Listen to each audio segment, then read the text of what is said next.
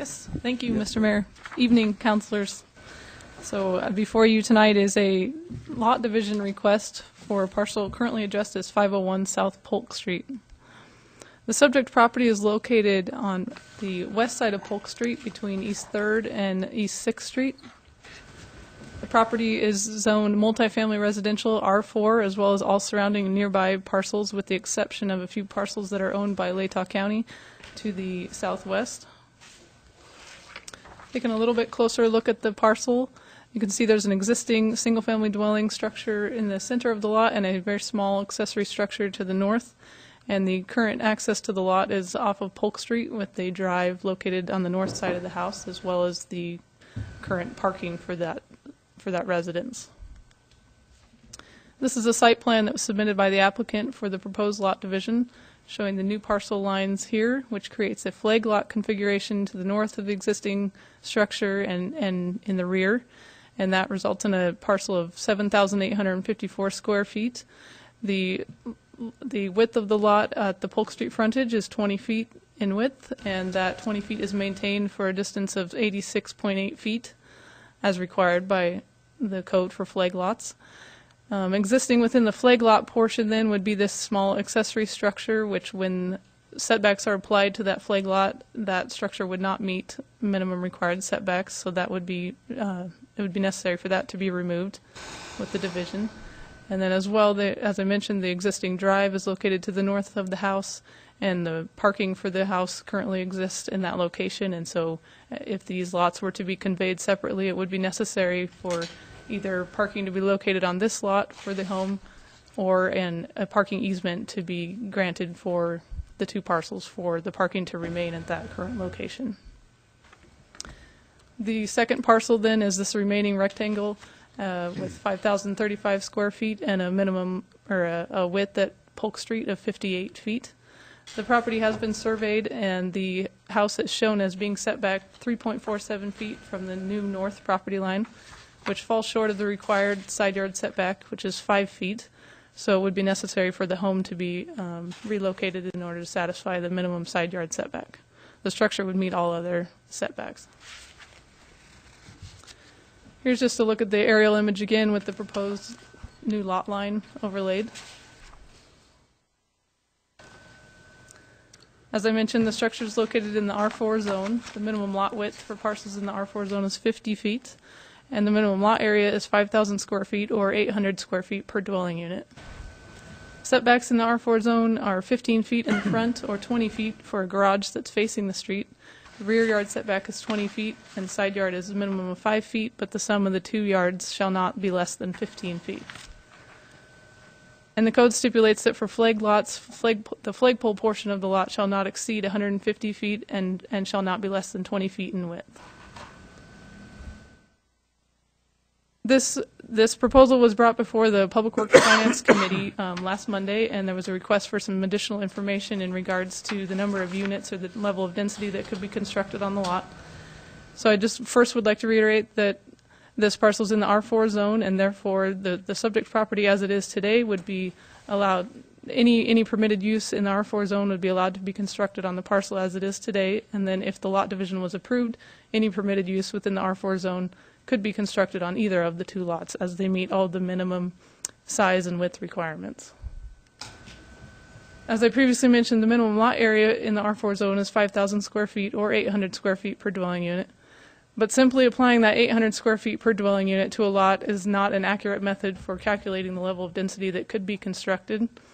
The biggest limiting factor for the number of units is going to be the number of off-street parking spaces that are required, the area required for vehicle circulation, and then should a development require more than 4 parking spaces, that kicks in landscape buffer requirements, and that further restricts the buildable area. And then additionally, on a smaller sized lot, building setbacks could restrict the number of units that could be developed. So this image here shows the setbacks applied to the flag lot, which results in an approximate square foot of 3,230 for the buildable area on that flag lot. So ultimately, it's very difficult to define the level of density or the number of units that could be constructed on a lot. Again, it's restricted by those factors that I've mentioned. and also it just depends on the level of creativity that the designer can come up with for fitting the number of units that they desire, the size of those units, and the size of the bedrooms in them, and then also the number of bedrooms, which dictates those number of off-street parking requirements. So per City of Moscow requirements for lot divisions, the property owners within 600 feet of the subject property were notified, and the site was posted 7 days prior to the public meeting that was held before Public Works Finance Committee. There was one letter submitted of public comment prior to the committee meeting, and there were several individuals that came out and spoke at the committee meeting last week. And there was, So staff's recommendation tonight is to take public comment, if applicable, and approve the lot division request with the following 3 conditions, each occurring at the time that the property would be conveyed. The first was that the existing single-family dwelling be relocated a minimum of 1.53 feet to the south in order to satisfy the 5-foot minimum side yard setback requirement. The second is for the existing structure to be removed, the existing accessory structure to be removed to satisfy setback requirements. And finally, that an access or parking easement be recorded against the property if the access and parking to the existing structure will remain in its current location. And I'm available for questions. Okay, Becky, as you had stated, this was held before Public Works and Finance on March 28th. This is not a public hearing. However, public comment I think would be appropriate, so I'm going to allow testimony from the public. Council, Walter? Before I do that, we'll get conversation going. Thank you, Mayor. Becky, if I may, a question for you and maybe Rod Hall as well. Condition number 3, the last bullet that you have up there. The wording of that seems a little less than specific to me.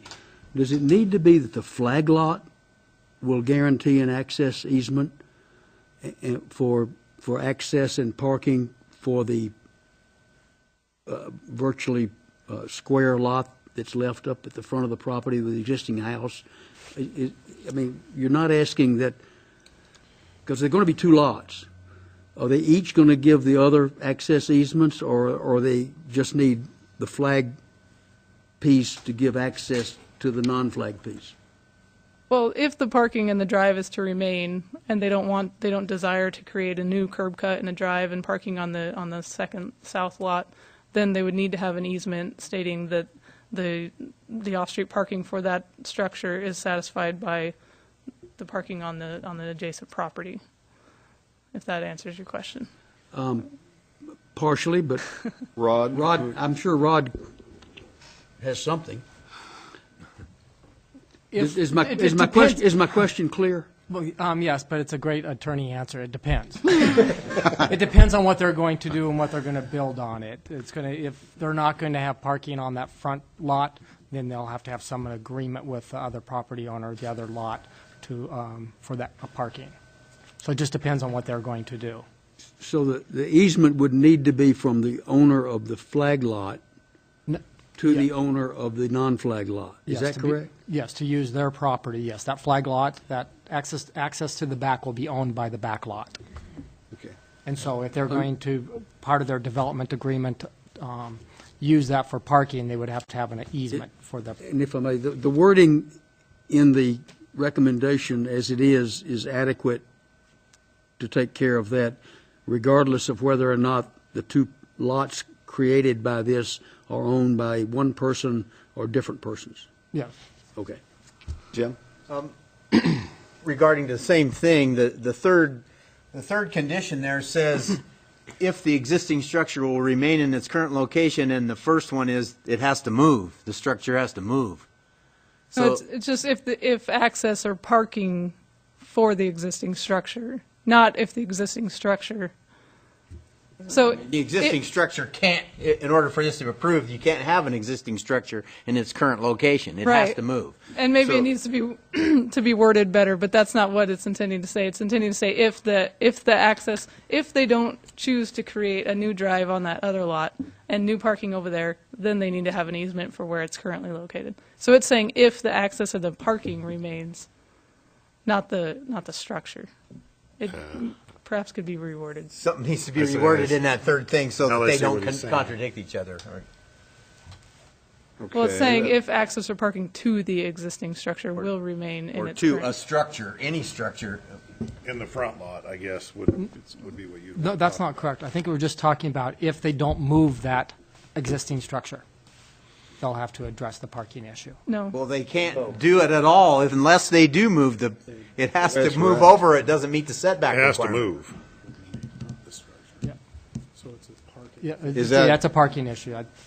Okay, so Gary, do we need to reword this? It's clear to me. Okay. How about, Bill's pretty sharp on these things. What do you think, Bill? Well, you take a stab at it. Well, I was just going to concur with Gary. I mean, the way the intent here is to not have the property separately conveyed if parking is going to remain in its existing location without reserving an easement across the property to ensure access once that property gets conveyed. So it is in stating that an access parking easement be recorded against the property if access/parking to the existing structure, maybe it should be access/parking for the existing structure will remain in its current location. That is currently that parking is located on what is going to be the new lot, and access to it is gained across that new lot. If it's going to remain there, and the code does allow for parking to be either on the lot, on the lot that the principal use is occurring upon, or on a lot directly adjacent to it. So it is legal for it to be adjacent to it. We just want to ensure that there's continued legal access as that property is conveyed to a separate property owner that ensures their right to have access, because that parking is a condition of their continued occupancy of that structure. Okay. Other questions? We good So to go? I guess my only suggested change might be if access/parking for the existing structure will remain in its current location. The two might be just a little bit confusing. We're kind of combining access and parking jointly together. It is somewhat access to the structure, but really it's access to the parking spaces that are serving that structure that are going to be now located on an adjacent property once they convey it. Okay. But I mean, I don't have any problem with the access or the parking or the easement or any of that. It's just that it says the existing structure in its current location, where the first point says it can't stay there.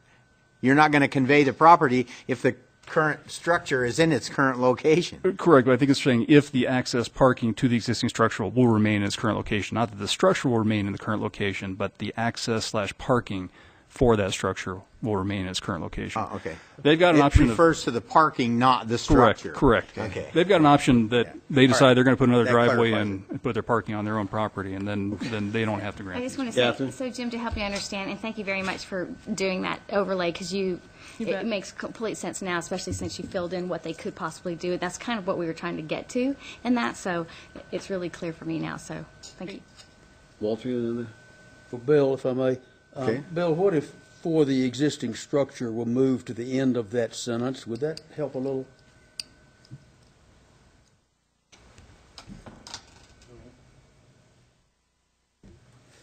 Your boss says no, so never mind. Okay. We'll move on. Bill, you don't have to answer that, so there we It go. just say to any structure on the other lot.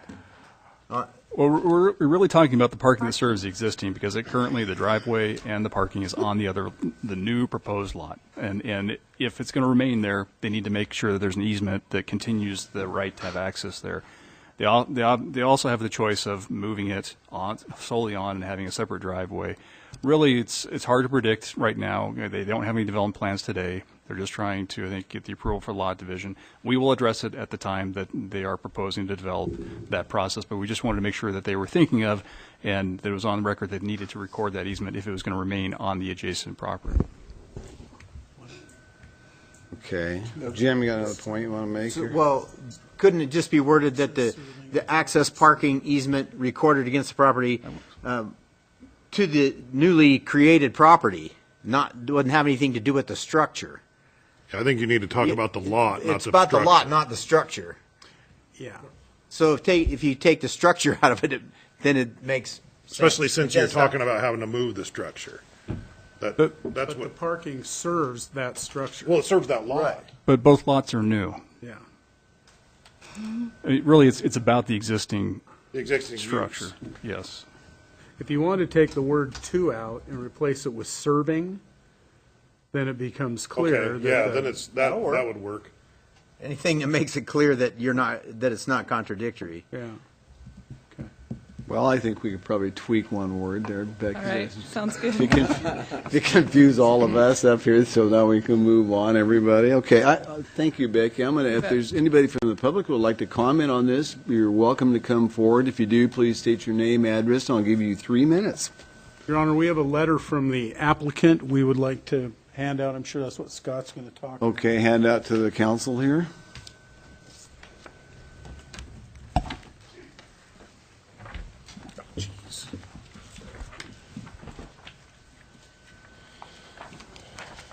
Is this something new today, then, Gary, that nobody's seen before? Nobody's seen it yet. Okay.